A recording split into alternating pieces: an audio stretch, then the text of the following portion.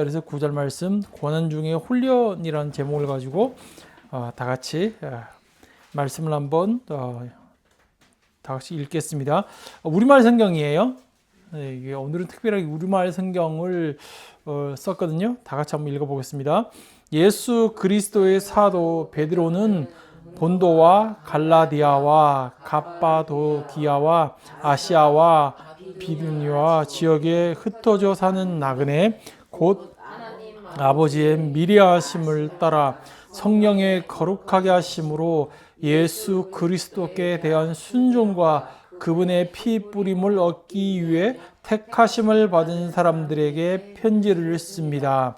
은혜와 평강이 여러분에게 더욱 풍성하기를 빕니다. 우리 주 예수 그리스도의 아버지 하나님을 찬양합니다. 하나님께서는 그분의 풍성하신 궁규를 따라 우리를 거듭나게 하시고 예수 그리스도를 죽은 사람들로부터 살리시어 산 소망을 얻게 하심으로 여러분을 위해 하늘에 쌓아둔 썩지 않고 더러워지지 않고 쇠하지 않는 유업을 얻게 하셨습니다.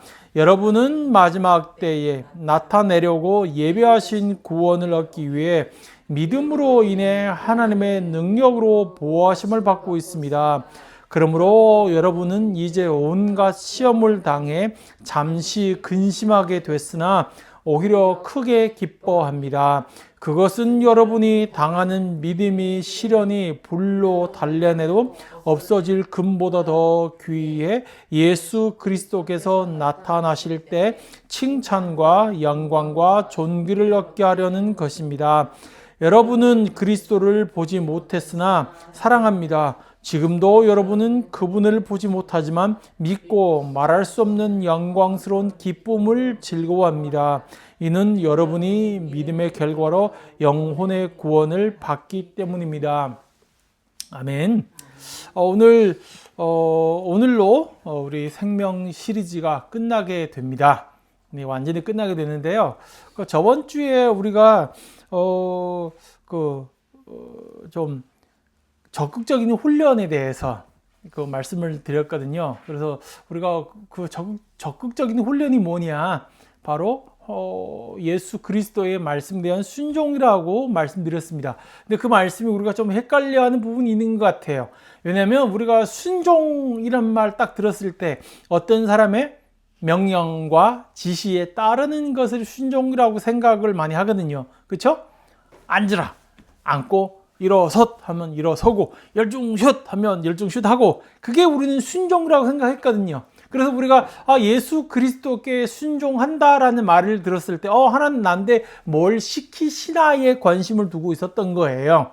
근데 우리가 자세히 저번 주에 말씀을 요약을 해본다면 그 순종이 우리가 뭘 하냐 안 하냐의 문제가 아니라 예수 그리스도가 우리의 진정한 주인이 될 수 있도록 예수 그리스도를 우리 삶 속에서 선택하는 것을 순종이라는 것인데 우리가 자주 헷갈려하는 부분이 있는 것 같아요. 그래서 이번 주에도 많은 일들이 일어났습니다. 일어났고 하는데 특별히 그게 체감적으로 실감적으로 다가오더라고요. 그게 지금 무슨 말인지 저는 느끼겠는데, 그렇죠? 그게 지금 어떤 사건이 터졌을 때 우리가 그 사건을 대하는 우리의 마음과 태도에 있어서 내가 내 마음과 내 태도로 이 사건을 이렇게 접하는 것인가, 아니면 나의 다른 신분, 하나님의 아들과 하나님의 딸의 신분으로 이 사건을 대하는지, 그게 우리가 적극적으로 우리 말고 예수 그리스도께서 우리에게 주신 신분을 가지고 우리가 맞닥뜨린 일이나 사건을 대하라. 그것을 말하는 거예요. 그것은 우리가 선택을 해야 하는 거예요. 우리가 사건 터지면 막상 먼저 뭐가 나오죠? 내가 나오는 거예요. 나의 육신이 나오고 나의 버릇이 나오고 나의 습관이 나오고 그게 너무 자연스럽게 나오는 거잖아요. 그런데 그것이 아니라 나는 지금 내가 아니라 나는 지금 예수 그리스도의 아들이요 딸이니 나는 이 신분으로 이 사람을 대할 것이 다 우리의 선택에 달려 있다는 거예요. 우리는 주동적으로 이 훈련을 해야 한다는 거예요. 그렇죠? 우리 또 말한다면 어떤 사람이 쉽게 이뻐지지 않아요. 우리가 싫어하는 사람 있잖아요. 그렇죠? 싫어하는 사람 있어요. 미워하는 사람 있어요. 근데 성경은 우리를 보고 뭐라 그러죠? 원수를 사랑하라 그러잖아요. 원수를 사랑하라. 그런데 그 사람을 사랑할 수 있는 유일한 조건은 뭐예요? 내가 예수 그리스도 안에서만 가능하다라는 걸 우리가 잊으면 안 된다라는 거예요. 그렇죠? 그래서 우리는 주동적으로 이런 선택을 해라. 그 말씀을 드린 겁니다. 그렇죠? 그런데 문제가 뭐냐면 이런 적극적인 훈련이 있는가 하면 또한 소극적인 훈련도 우리에게 있다는 걸 아셔야 합니다. 오늘 말씀이랑 저번 주 말씀이 이 두 훈련이 겹쳐져 있어요. 예, 겹쳐져 있는데 이거를 고난 중의 훈련이라고 말씀하기도 하고 소극적인 훈련이기도 한다는 거예요. 소극적인 훈련이 뭐냐면 예를 들어 보겠습니다. 제가 지금 한국에 와가지고 살이 다시 찌고 있죠? 이 상황이 안 될 것 같아가지고 제가 헬스장에 갔어요. 헬스장에 가서 내가 훈련하겠다라고 마음 먹은 것은 저의 선택이에요. 그렇죠? 그런데 막상 헬스장에 들어가서 훈련이 시작되면 그때부터는 제 마음이 제 마음대로 행해지지 않는다는 걸 아시겠죠? 그때부터는 코치님의 지시에 따라야 되는 거예요. 이걸 무거운 걸 들어. 그렇죠? 스쿼트 해. 그러면 합니다. 제 생각에는 한 10개 정도 하면 나는 충분히 훈련됐다라고 생각하는데 코치님이 뭐라 그러죠? 아니에요. 10개 더 하세요. 10개나 더? 지금도 빡센데? 아니에요. 할 수 있어. 해보세요. 이걸 보고 소극적인 훈련이라고 얘기하는 거예요. 우리의 신앙생활, 우리의 생명이 성장할 수 있게 그냥 이걸 우리의 적극적인 훈련에 우리한테 맡긴다면 네가 선택할 때만 네 생명이 변할 수 있어 라고 한다면 우리 생명이 거의 안 변할 거예요. 그렇지 않을까요? 왜요? 우리가 그리스도를 선택할 때가 지극히 소수이기 때문에 그런 거예요. 우리 이 신분을 우리 아껴둬서 아끼고 그렇죠? 그리스도의 이 아름다운 신분을 이 은혜와 능력을 아끼고 언제까지 아낄 때 있는 거죠? 우리 소위 말하는 뭐가 될 때까지 아껴둘 때가 많다라는 거예요. 그거 될 때까지 우리는 이 신분을 사용하지 않을 때가 많다라는 거예요. 뭐가 쉬워요? 뭐가 빨라요?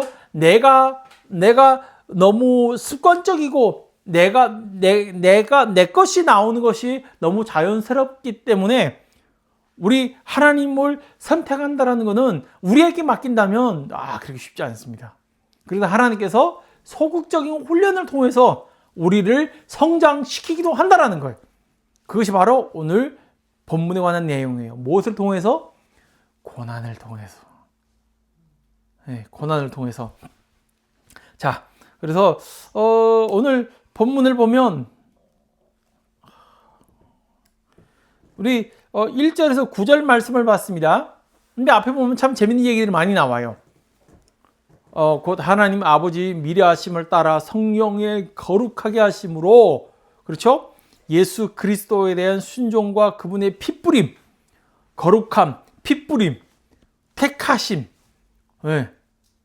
은혜와 평강이 여러분에게 풍성하기를 빕니다. 우리 주 예수 그리스도의 아버지 하나님을 찬양합니다. 하나님께서 그분의 풍성한 긍휼을 따라 우리를 거듭나게 하시고 예수 그리스도를 죽은 사람들로부터 살리시어 산 소망을 얻게 하심으로. 그렇죠? 여기서 보면 이 앞구절에 보면, 그리고 4절 여러분을 위해 하늘에 쌓아둔 썩지 않고 더러워지지 않고 쇠하지 않는 유업을 얻게 하셨습니다. 교리적인 부분이 참 많이 들어있습니다. 그렇죠? 거듭남에 있고 거룩함에 있고 예수 그리스도의 핏뿌림 등등 이 많고 중요한 내용들이 앞구절에 포함되어 있습니다. 그렇죠? 그런데 교리적이고 참 은혜스럽고 재밌고 중요한 부분이기도 하지만 때로는 우리 삶 속에서 우리가 알고 싶은 부분이 어떤 것일까요? 내가 지금 겪고 있는 이 힘듦과 이 고통을 어떻게 헤쳐나갈 수 있을까? 헤쳐나갈 수 있니?에 관한 것이 우리의 관심이란 말이에요. 그렇죠? 그래서 우리가 오늘 그것보다는 6절, 7절 말씀에 좀 더 중점을 두고 나누려고 합니다. 6절, 7절. 우리 한번 먼저 읽어볼까요? 그러므로 여러분은 이제 온갖 시험을 당해 잠시 근심하게 됐으나 오히려 크게 기뻐합니다. 자, 참 제가 그래서 제가 특별하게 이 우리말 성경을 쓰기는 했으나 그래도 한국말 성경에서 6절을 읽으면 이 포인트가 어디에 있는 것 같아요? 이 기뻐합니다 라고 되어 있잖아요. 기쁨은 어떻게 느껴지시나요? 이 기쁨, 크게 기뻐합니다 라고 이 6절을만 읽었을 때 크게 기쁩니다 라는 이 한 줄이 어떤 느낌이 주냐고요? 근심이 해결됐다? 잠시 근심하게 됐으나 오히려 크게 내가 겪고 있는 근심과 걱정이 해결됨으로 기쁨이 회복됐다 이런 느낌으로 주죠. 근데 원문이나 중국어 성경은 그렇지 않습니다. 그렇지 않아요. 이 기쁩니다가 맨 앞에 있어요. 그러므로 너희는 기뻐하고 있다. 너희는 뭐 하고 있다고요? 기뻐하고 있다. 먼저 선포하는 거예요. 우리의 상태를 먼저 얘기하는 거예요. 원래 우리의 상태는 뭐 하는 사람이라고요? 기뻐하는 사람이라고 선택하는 거예요. 근심이 해결됐기 때문에 기뻐하는 것이 아니라 원래 우리가 기뻐하고 있는 사람이라고 먼저 얘기를 하고 있는 거예요. 그런데 너희가 뭐라고요? 그러므로 너희는 기뻐하는 사람이다. 그런데 이제 온갖 시험을 당해 잠시 근심하게 됐다. 이렇게 원래 성경이 되어 있는 거예요. 근데 한국말 성경은 이 기뻐한다는 말 뒤쪽으로 갖다 놓다 보니까 마치 근심이 해결되고 난 다음에 결과인 것처럼, 그렇죠? 결과인 것처럼 느껴질 때가 있다라는 거예요. 그렇지 않고 기뻐한다라가 우리가 가지고 있는 이 특징 중에 한 가지라고 얘기하는 거예요. 자, 여기서 중요한 거 여러분 기억하시길 바랍니다. 기뻐한다가 여기는 현재 진행형으로 쓰여져 있다라는 거예요. 현재 진행형이라는 말 무슨 말일까요? 너 지금 기뻐하고 있다. 너 이후에 너 내일은 기뻐할 거다. 그러면 이거는 미래형이라고 얘기하는 거죠. 너 어제 기뻐했잖아. 그건 과거형이고. 현재 진행형은 뭐예요? 항상 지금 기뻐하고 있다라고 얘기하는 거예요. 예, 너는 기뻐하고 있다. 그런데 동시에 여기서 근심하게 됐다라는 말도 나오잖아요. 근심하게 됐다도 무슨 형태로 되어 있을까요? 진행형이에요. 예, 지금 그러면 무슨 말이에요? 둘 다 진행형이에요. 기쁨도 지금 지속하고 있고 근심도 지속하고 있다라는 거예요. 자, 우리의 삶 속에서 먼저 기억해야 할 것, 고난이라는 우리가 묵상하기 전에 기억해야 할 건 뭐냐면요. 우리에게, 성도에게는 기쁨과 근심이 동시에 존재한다는 거예요. 근데 우리는 착각하고 있어요. 어떤 착각을 하고 있죠? 잘못된 믿음이라고 얘기했을 때는 우리는 어떤 것이 올바른 믿음이라고 생각하고 있을까요? 뭐가 있으면 안 돼요? 근심이 있으면 안 되지. 네. 너는 기뻐해야 하는데 성경에서 분명 너무 기뻐하라고 하는데 너 왜 근심하고 있니? 그러면 근심하고 있으면 어떤 표현일까요? 믿음 없는 표현. 이야, 참, 그러면 안 돼요. 기뻐하셔야죠. 네. 그래서 우리 보면 금욕주의자들이 있어요. 금욕주의자들은 어떤 말씀을 하고 있을까요? 이 고난으로 너로 하여금 근심하게 하지 마라. 근심하지 않게 노력을 해야 한다. 그렇죠. 금욕주의자들은 그렇게 얘기해요. 또 낭만주의자들이 있어요. 쾌락주의자들은 뭐라고 그럴까요? 고난이 오면 야, 내가 이렇게 기뻐하지 못할 바에는 죽어야지. 네, 극단적이에요. 그렇죠? 한쪽은 이거는 너에게 어떤 상처도 못 주게 너는 노력해야 한다. 그러니까 뭐예요? 너 슬퍼하면 안 돼. 네. 항상 즐거워해야지. 그러니까 금욕주의자들이 그렇게 얘기한다는 거예요. 그리고 쾌락주의자들은 기쁨이 사라졌으니까 그럼 죽어야지. 나는 뭐 때문에 사는 거예요? 난 즐겁게 하려고 사는 건데 즐거움이 사라졌으니까 죽어야지. 이렇게 생각하는 사람들도 있다라는 거예요. 그렇죠? 그러면 마치 이걸 가끔씩 보면 우리 신앙 속에도 이런 모습을 띠고 얘기하는 사람들도 있다라는 거예요.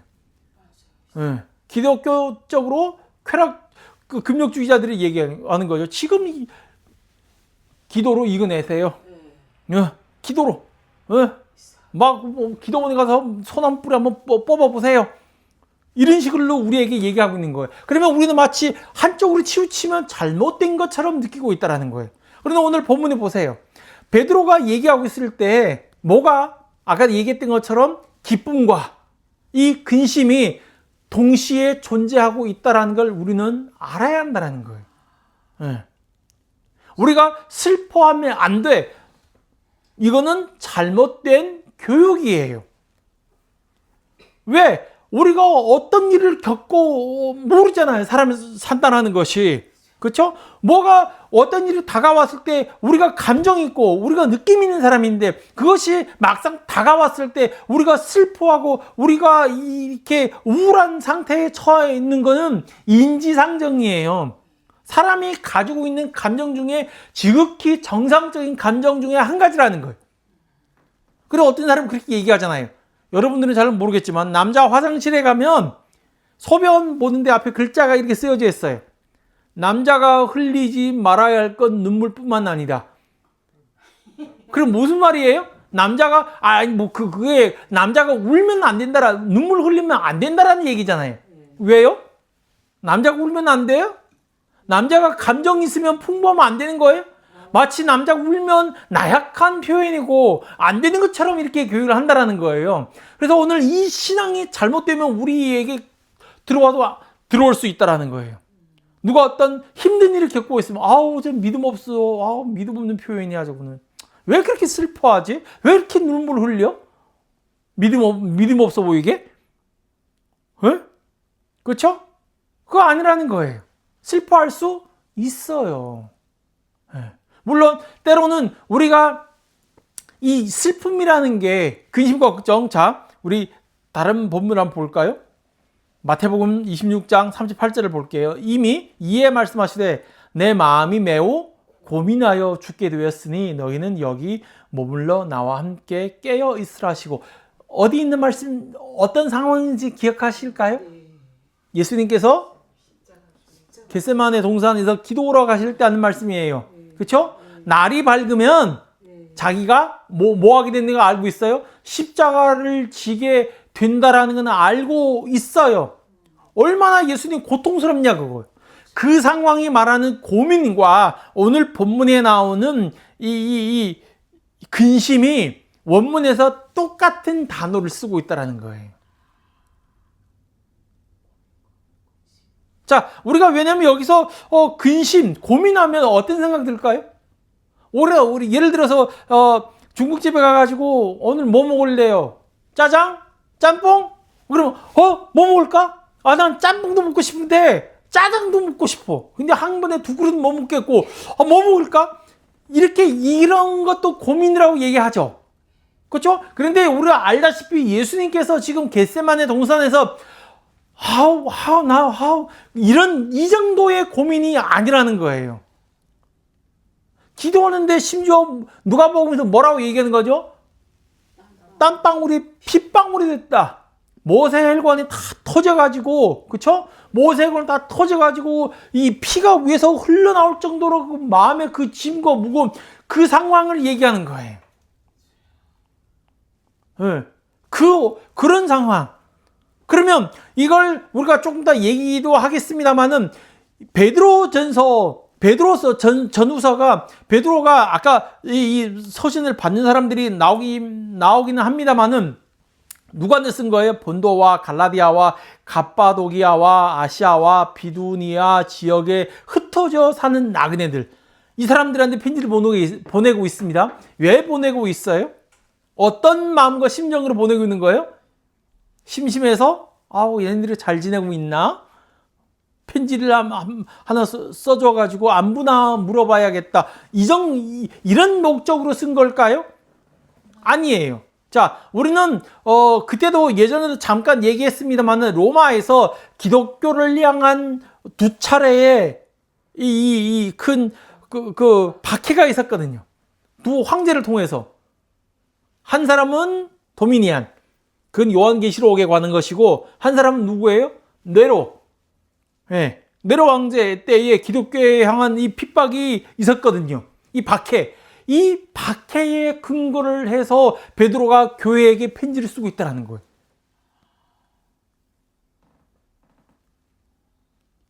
무슨 말 이해가시죠? 그때 그 박해는 그냥 단순하게 그냥 감옥에 그냥 감금하고 몇 대 맞고 끌려나고 욕먹고 이 정도 아니라는 거예요.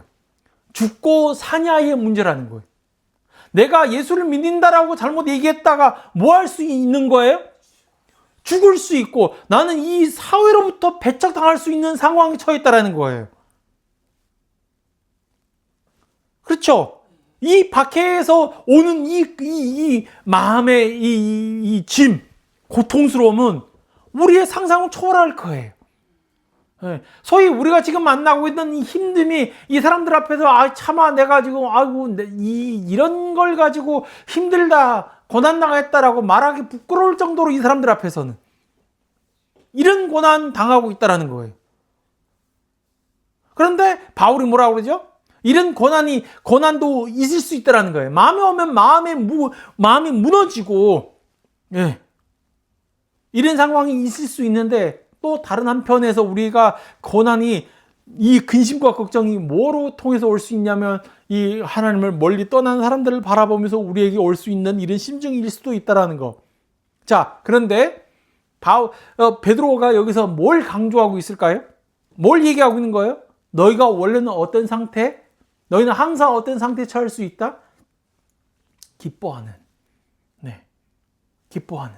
자, 그런데 여기 한번, 우리 둘이가 이걸 뜯어놔가지고. 자, 기뻐합니다. 6절 되어 있죠? 8절을 한번 볼까요? 여러분은 그리스도를 보지 못했으나 사랑합니다. 지금도 여러분은 그분을 보지 못하지만 믿고 말할 수 없는 영광스러운 기쁨으로 즐거워합니다. 자, 기쁨으로 즐거워합니다. 기뻐한다는 말 나왔죠, 그렇죠? 기뻐한다 이 말이에요. 누구로 인해서? 누구 믿음으로써? 그리스도로. 여러분은 그리스도를 보지 못했으나 그분을 뭐한다? 사랑한다 그거예요. 또 지금도 여러분은 그분을 보지 못하지만 믿고 그분을 향한 믿음이 여러분으로 하여금 뭐하게 한다? 기뻐하게 한다는 거예요.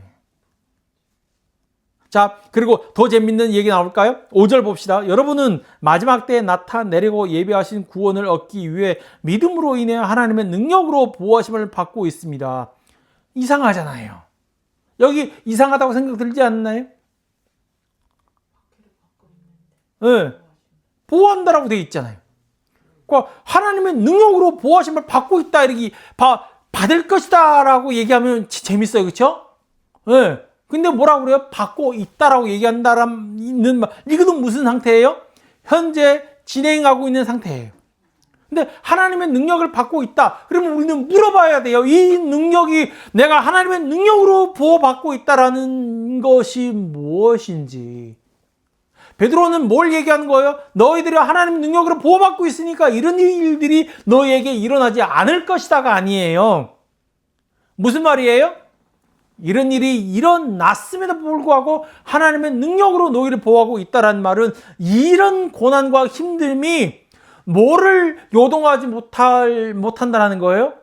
너희 기뻐하는 이 상태를 흔들 수 없다라고 얘기하고 있는 거예요. 무슨 말 이해가시죠? 네. 그러니까 우리가 생각하면 하나님의 능력으로 나를 보호한다는 것은 이런 일이 일어나지 않게 했어야지. 그래야 보호한다는 말이지. 하나님의 관심은 그거 아니에요. 어떤 일이 일어나냐 안 나냐가 문제가 아니라 어떤 일이 일어난다 하더라도 너의 상태는 바뀌지 않는다. 네. 어떤 상태? 예수 그리스도로 기뻐하는 이 상태만큼은 변하지 않는다 그거예요. 아까 얘기했어요. 죄송합니다만은 저번 주에 좀 힘들었어요. 이 사람 때문에. 사람 때문에. 근데 힘들더라고요. 힘들어요. 그 힘든 상황에서 근데 우리가 뭐예요?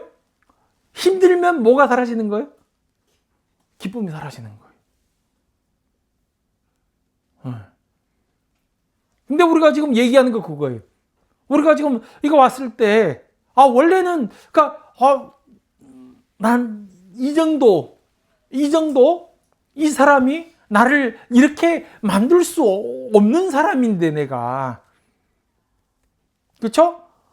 이 정도 가지고 내가 이렇게까지 아닌데. 그러니까 뭐예요? 다시 누구를 고난은 이 슬픔은 다시 누구를 바라보게? 예수를 바라보게 할 수 있다라는 거예요.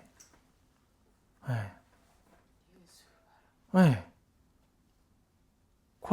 고난, 근심. 우리로 하여금 예수를 바라보고. 그래서 아까 얘기했잖아요. 이 훈련이 소극적이 우리에게 달려있지 않기 때문에 소극적이라고 얘기하지만 이 자체는 소극적이지 않습니다. 하나님께서 주장하고 계신다는 거예요. 하나님께서 지금 뭘 사용하고 계신다고요? 우리의 삶 속에 일어나는 이런 사건들을 주님께서 사용하고 계신다는 거예요. 뭘 하려고요? 여기서 얘기했던 것처럼 우리의 믿음을 훈련시키려고. 그것은 여러분이 당하는 믿음과 시련이 불로 달래내도 없어질 금보다 더 귀해 예수 그리스도께서 나타나실 때 칭찬과 영광과 존귀를 얻게 하려는 것입니다. 참 베드로 바울 서신을 보다가 베드로 전후서 보잖아요. 그러니까 베드로 전후서 베드로가 이 글 쓰는 이 습관이 참 좀 난해할 때가 있어요. 난해할 때. 그래서 원문을 보면 참 재밌는 부분인데 8절도 그래요. 애매하게 느껴진다라는 거예요. 말이. 여러분은 그리스도를 보지 7절. 그것은 여러분이 당하는 믿음의 시련이 그러니까 믿음이 시련 당하고 있다라는 거잖아요. 그렇죠? 시련 당해서 단련내도 없어질 금보다 더 귀해서 귀해 예수 그리스도께 나타나실 때 칭찬과 영광과 존귀를 얻게 하려는 것입니다. 그러니까 약간 좀 이거 말이 좀 안 된다라고 얘기해야 되나요? 이게 좀 그럼에도 불구하고 우리는 알 수 있는 건 뭐예요? 지금 내가 지금 당하고 있는 이 고난이 결론적으로 봤을 때 예수님이 다시 오실 때 내가 칭찬받고 영광받고 존귀받게 하기 위해서 나는 지금 뭘 하고 있다? 내 믿음이 훈련을 받고 있다. 그걸 기억하라는 거예요. 자, 동시에 존재한다. 그렇죠? 뭐가? 기쁨과 근심이. 동시에 존재할 수 있다. 근데 우리가 뭐예요? 여기 계속 머물러 있으면 이 훈련이 통과 안 된다는 얘기예요. 무슨 말 이해 가시죠? 우리가 계속 여기에 머물러 있다고 한다면 그러면 하나님께서 이런 훈련을 통해서 우리를 훈련시키려고 하는 목적인데 근데 우리는 계속 그 자리에 머물 수 있다 없다? 우리는 고집 세가지고 있다라는 거예요. 그런데 기억하시길 바랍니다. 우리는 최고집 있고 박고집 있고 이렇게 얘기하잖아요. 그렇죠? 그런데 최고집보다 박고집보다 더 고집 센 분이 누구라고요? 하나님이라는 거예요. 끝까지 훈련시켜가지고 통과하게 만들어놔요. 해가지고 누굴 바라보게 해요? 우리를 예수 그리스도를 바라보게 만든다라는 거예요. 시간이 길다 하더라도. 그래서 때로는 하나님 10년, 20년 지나고서도 한 사람을 변화시키는 걸 보면, 그렇죠? 자, 그리고 우리가 기억해야 할 또 한 가지 부분이 뭐냐면, 아까 보아왔던 것처럼 하나님께서 이 고난과 근심이 우리의 삶에 오도록 허락하신다라는 거예요. 이걸 우리가 기억해야 한다는 거예요. 여러분, 우리가 제일 좀 이해 안 되는 부분, 그렇죠? 당황하는 부분이 이런 거예요. 왜 내 삶 속에서 이런 일이 일어났을까? 그렇지 않나요? 왜? 우리 뭐 찬송도 그런 찬송도 있잖아요. 왜 나만 겪는 고난이냐고. 왜 나만 겪냐고. 나보다 믿음만 안 좋은 사람도 있고, 나보다 더 악한 사람이 있는데 왜 이런 일이 나한테 일어나냐. 이해 안 될 때가 많다는 거예요. 그런데 마치 이 말이 무슨 말이에요? 무슨 믿음을 가지고 있는 거예요? 하나님이 그럴 리가 없다 그거예요. 하나님이 설마 하나님께서 이런 일이 나한테 일어나게 내버려 뒀겠냐 그거예요. 그럴 일이 없다 그거예요. 뭔가 잘못됐다 그거예요. 하나님이 잘못 인식을 했거나 원래 이거는 저 사람한테 줄 걸 하나님이 착각가지고 잘못 보내가지고 나한테 준 것처럼 하나님 혹시 그 주소지가 잘못 보낸 거 아니에요? 저 맞아요? 저 맞다고요? 왜요? 제가 뭐가 잘못했는데요? 계속 이러잖아요. 그래서 우리가 이런 일들이 안 좋은 일들이 일어나면 처음부터 하는 게 뭘까요? 생각하는 거죠. 둘러보는 거죠. 내가 뭘 잘못했나? 저번 주 몰래 술 한잔 마셨는데 하나님 그걸 보고 혹시 그걸 기억하신다고? 그렇다 치고 이건 좀 너무 심한데? 그렇죠? 그럴 수 있다라는 거예요. 근데 우리가 기억해야 할 거는 하나님께서 그런 분이 아니라는 거예요. 하나님께서 이런 우리가 상상하지 못할 어려움과 시련을 우리의 삶 속에 일어날 수 있도록 내버려 둔다라는 거예요. 왜요? 말씀을 봐봐요. 6절. 그러므로 여러분은 이제 뭐라고 그러죠? 아니야. 거기까지 가지 말고 이제 뭐라고요? 온갖 시험을 당해. 온갖이란 말 무슨 말이에요? 모든 거. 온갖 다. 네가 생각하는 것도 못하는 것도 다 온갖 시련을 당해 잠시 근심하게 됐으나 이렇게 되어 있는 거예요. 그래서 우리가 처음으로 이것도 있지만 아까 얘기했던 것처럼 그것 대해서 우리에게 어떤 일이 일어났다 해서 우리가 먼저 쉽게 생각하지 말아야 할 것, 의혹을 가지거나 하나님 앞에 왜 그렇습니까? 따질 필요가 없는 이유가 따지지 말라 그거예요. 그럴 리 없다. 그런 생각하지도 말고 그리고 쉽게 결과를 측정하지도 말아야 한다는 거예요. 무슨 말일까요? 결과를 측정하지 말라. 그건 무슨 말일까요? 하나님 이것 때문에 이런 고난을 나한테 주셨구나. 이것 때문에. 그래서 어떤 분이 그렇게 얘기를 하시는 분이 있어요. 어떤 훈련하는 사람이 전쟁에 나가야 할 군사가 훈련 다 마치고 전쟁으로 나가기 직전 차 사고 나가지고 입원하게 된 거예요. 하나님 앞에 원망하죠. 하나님 왜 저한테 이런 고난을 주셨습니까? 제가 내일이면 전장에 나가서 싸워야 하는데 왜 오늘 나라로 하여금 이렇게 입원하게 만들어 놨냐. 근데 거기에서 그 자기를 간호하는 간호사하고 이렇게 오고 가면서 정이 들어가지고 결혼하게 된 거예요. 그랬구나. 하나님께서 나로 하여금 이 여자를 만나게 하려고 입원하게 만들었구나. 그럴싸하게 들리죠? 그렇죠. 그럴싸하죠? 과연 그럴까요? 그게 하나님 뜻일까요? 그게 하나님 뜻일까요? 그렇게 쉽게 측정하지 말라는 거예요. 우리는 항상 왜 그런 고난이 있습니까? 라고 물어봤을 때 우리는 어쩌면 한참 지나고 난 다음에 하나님 그때 그것 때문에 그랬구나라고 알 수 있으나 대부분 우리는 알 수 없습니다.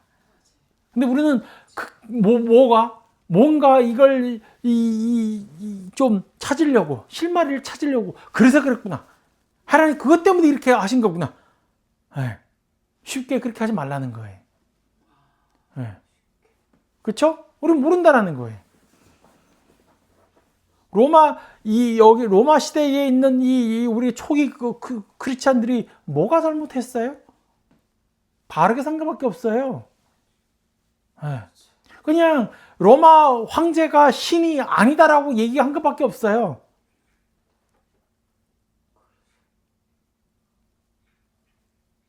그렇죠?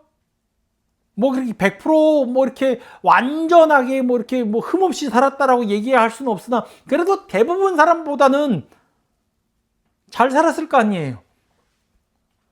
근데 그런 박해받을 만한 원인이 없다라는 거예요. 그래서 오늘 베드로가 이 서신을 통해서 자, 위로하고 하는 부분이 있습니다. 그래서 제가 지금 보고 있는 책이 있는데요. 이것이 복음이다라는 책이 있거든요. 그러니까 그분이 시작하자마자 그 얘기하는 거예요.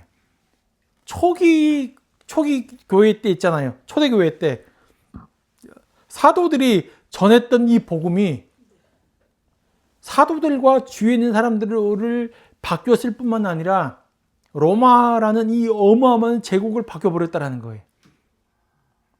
뭐가 특별하기 때문에.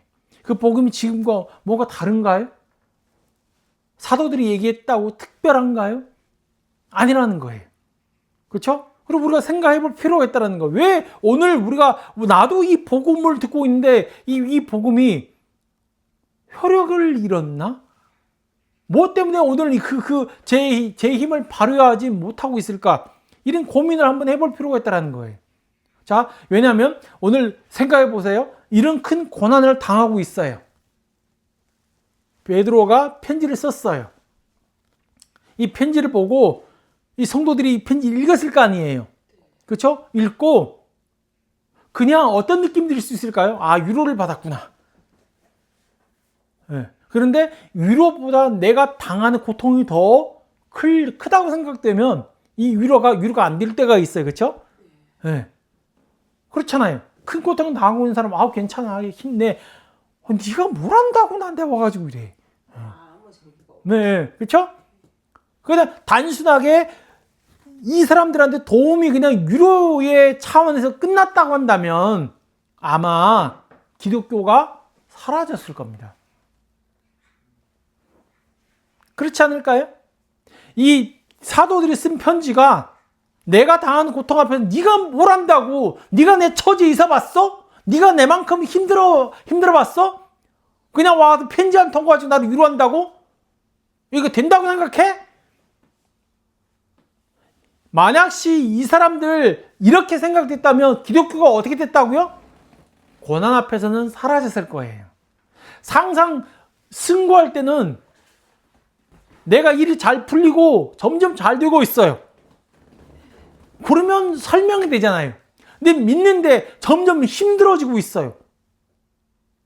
이때 이 말씀이 위로뿐만 아니라 정말 힘과 능력이 있다는 걸 통해서 뭘 알 수 있을까요? 역사를 통해서 우리가 알 수 있는 건 기독교가 사라진 것이 아니라 오히려 이 로마 제국을 이렇게 완전히 승복시켰다라는 걸 우리가 알고 있잖아요. 무슨 말이에요? 이 말씀이 그냥 위로로 끝나지 않았다라는 거예요. 그냥 원래 기뻐해. 기뻐할 수 있잖아. 네 선택이야. 가 아니라 이 큰 고난 앞에서 하나님의 말씀이 뭘로 다가왔다고요? 진실한 힘과 진실한 은혜로 다가왔고 사랑으로 느껴지고 그리고 진정 이 사람들 앞에서 뭐가 회복됐다라고요? 기쁨이 회복됐다라는 걸 역사가 증명하고 있다는 거예요. 힘들면 도망치는 거지. 예수 믿으면 넌 좋아질 거야. 아니에요. 성령도 뭐라 그래요? 네가 잘 믿으면 뭐라 그래요? 복 받는다. 바울은 뭐라 그래요? 누구든지 경건하게 사는 자에게는 뭐가 온다고요? 박해가 온다고 그래요. 힘들어진다고 얘기하는 거예요. 내가 경건하게 살려고 하는데 오히려 고난이 온다라는 거예요. 말이 안 돼요. 우리는 오히려 네가 잘 믿으면 잘 된다. 이렇게 얘기해야 맞는 거잖아요. 거꾸로 돼 있어요. 네. 그런데 그래서 여기 8절 여러분은 그리스도를 보지 못했으나 사랑합니다. 지금도 여러분은 그분을 보지 못하지만 믿고 말할 수 없는 영광스러운 기쁨을 즐거워합니다. 자, 그만 그도 없고 위에 마지막 때 7절 후반부에 봅시다. 그리스도께 나타나실 때 뭐 받는다고요? 칭찬과 영광. 영광에 11절 보면 우리 그리스도 예수님이 뭘 했다고요? 이 고난을 통해서 영광을 얻으셨다라고 베드로가 선포하겠다라는 거예요. 고난을 통해서 영광으로 나아간다라는 거예요. 우리는 고난을 바라보는 시선이 우리가 달라져야 한다는 거예요.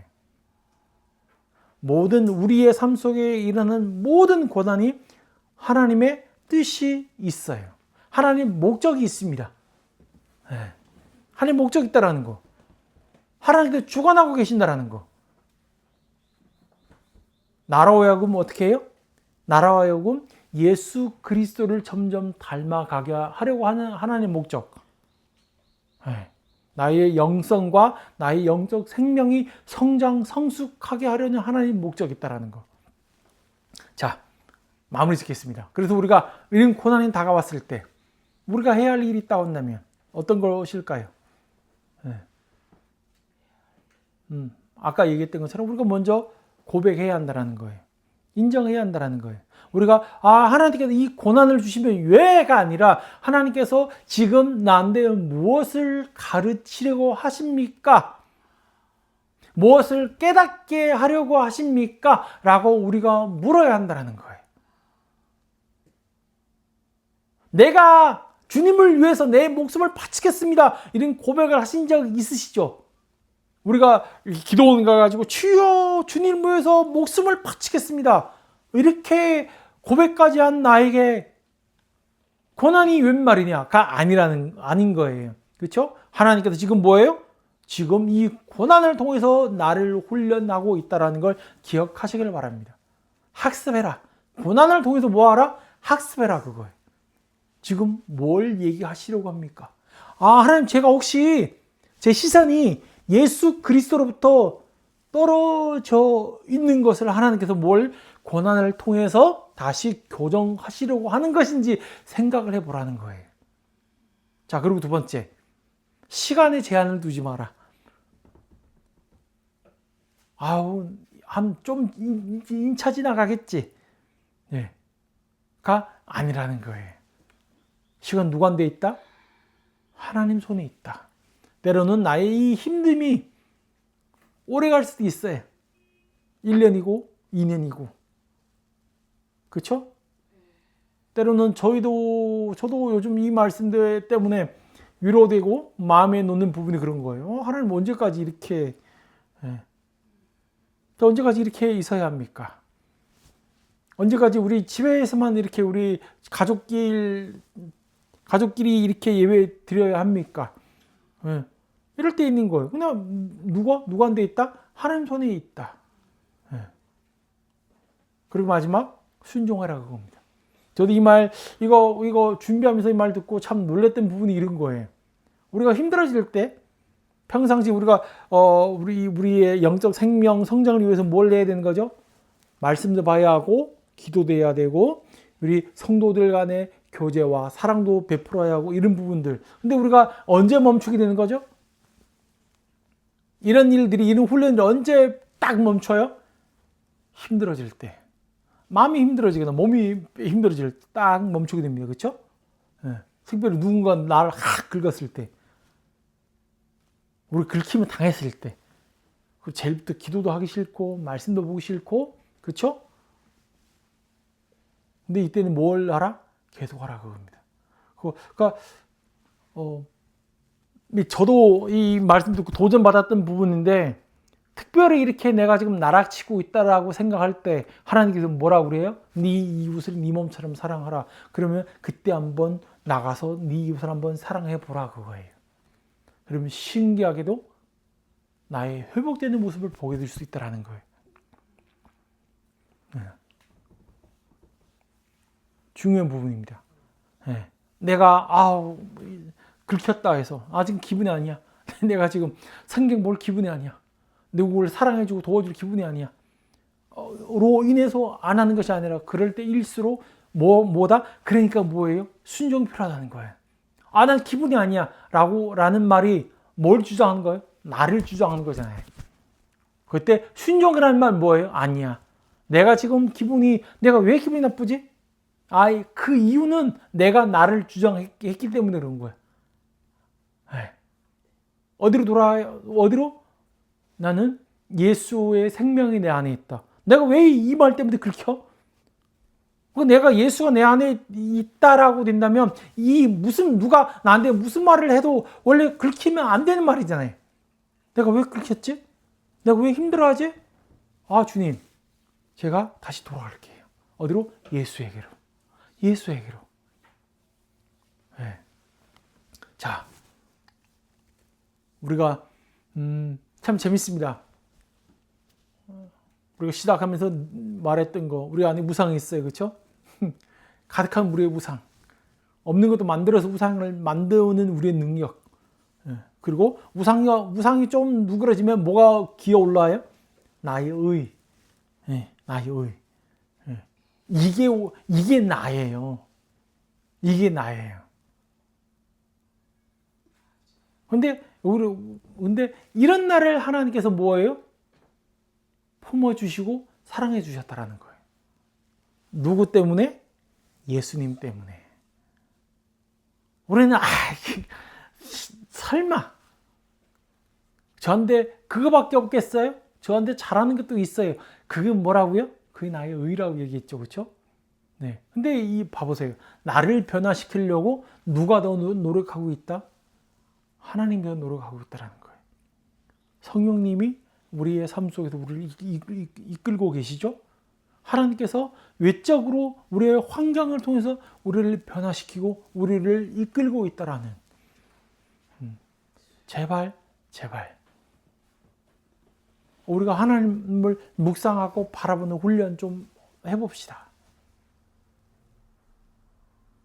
저 썩을 년, 저 죽을 놈 라는 말 나올 수도 있어요. 그렇죠? 네. 그리고 나오고 난 다음에 내가 왜 이랬을까? 예수가 내 안에 있는데. 내가 한 말 대해서 후회하라는 얘기가 아니에요. 기억하시길 바랍니다. 후회할 필요가 없어요. 우리가 제일 할 필요 없는 건 뭐라고요? 후회예요.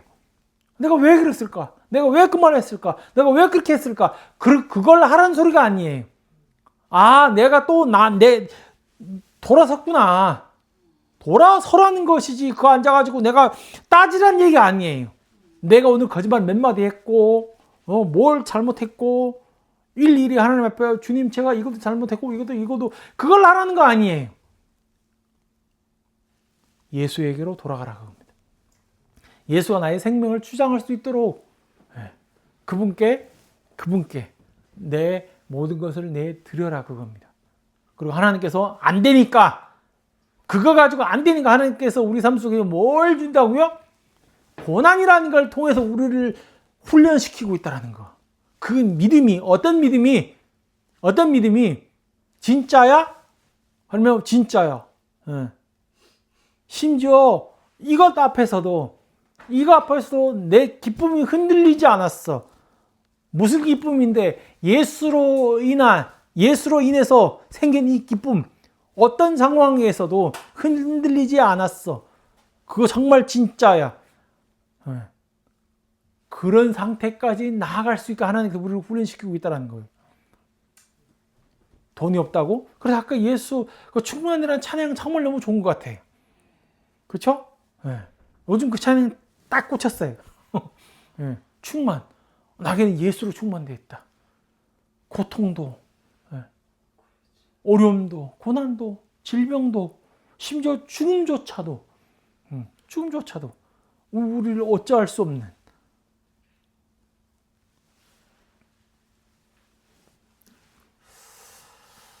여러분 성장하시길 바랍니다. 네. 예수를 바라보고 예수를 의지하는, 예수가 이미 나를 받아주셨다. 내가 이미 예수 안에 있다. 네. 그래서 맨날 나의 의와 나의 우상만 묵상하지 말고, 그렇죠? 예수를 묵상해서 이미 예수 그리스도가 끝난 그 사건 때문에 내가 변하고 세상은 변하고 있다는 거 잊지 마시고 승리의 한 주 되시기를 주님의 이름으로 축원합니다. 예, 기도하겠습니다. 하나님 감사합니다. 오늘 우리에게 귀한 말씀을 허락하시는 하나님께 감사와 영광을 올려드립니다. 하나님, 기뻐해야 믿음이 있는 것처럼 내가 근심하고 있으면 믿음 없는 것처럼 우리 자신을 그것 때문에 원망하고 지적한 적이 얼마나 많았습니까? 그런데 오늘 본문 속에 베드로 전후서에 나온 성도들이 역시 시련 때문에 고통 속에 있고 고난 속에서 그들도 이렇게 힘들어하고 있었음을 우리는 알게 됩니다. 근데 그 힘듦이 그냥 힘들어지는 것으로 남겨지는 것이 아니라 힘듦을 통해서 예수를 한번 바라보게, 예수를 바라볼 수 있게 하나님께서 인도하신 것이라는 것을 깨닫게 하신 하나님께 감사함을 올려드립니다. 어쩌면 우리의 삶 속에서 지금 우리가 어려움과 고난을 당하고 있고 겪고 있습니다. 정말 죽을 만큼, 포기하고 싶을 만큼 힘들 때도 있습니다.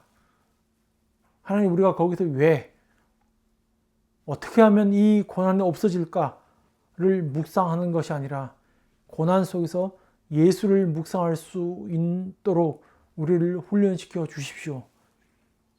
그렇게 성장할 수 있도록 우리를 도와주십시오.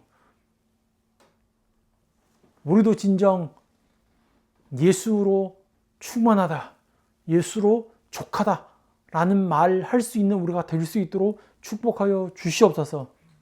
이 한 주간 하나님께서 우리를 책임져 주시고 하나님께서 큰 능력으로 우리를 보호하고 계신다는 걸 우리는 믿음으로 고백합니다. 나 자신의 세계에 빠지지 않도록 주님 지켜주시고 보호하여 주시옵소서. 한 주간 주님을 향한 찬양이 넘치는 우리가 될 수 있도록 도와주시옵소서. 감사하면서 예수님 이름으로 기도했습니다. 아멘.